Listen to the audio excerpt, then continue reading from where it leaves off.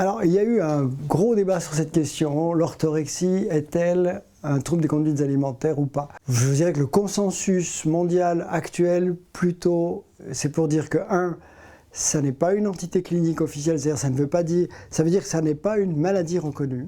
Même si je fais partie des gens qui pensent que ça existe vraiment et que ça peut faire souffrir quelqu'un. Et en tout cas, que ça n'est pas un trouble des conduites alimentaires, ça c'est certain. Il y a eu de réelles recherches et des propositions pour considérer l'orthorexie comme un trouble des conduites alimentaires. Aujourd'hui, les choses s'orientent un peu différemment.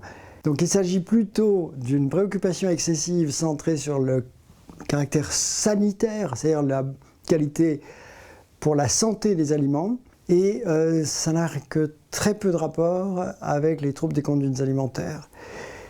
Aujourd'hui, de nombreux auteurs sont tentés de penser qu'il s'agit plutôt d'un trouble anxieux, voire d'un trouble obsessionnel compulsif. C'est plutôt là qu'il faudrait caser cette maladie si un jour elle est reconnue. Toutefois, et c'est ce qui vient nuancer ce propos, c'est que le fait de s'intéresser trop à sa nourriture, d'y être trop attentif, d'être obsédé par ce qu'on mange au quotidien, c'est un point commun entre orthorexie et troubles des conduites alimentaires, et bien souvent les deux problèmes peuvent cohabiter et s'entretiennent.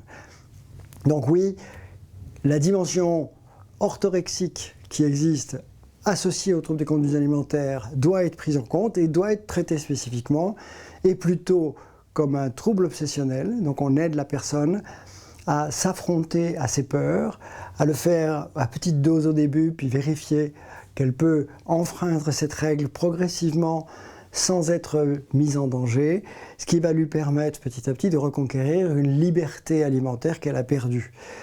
Et cette liberté alimentaire est très utile pour traiter aussi le trouble des conduites alimentaires associées ou non.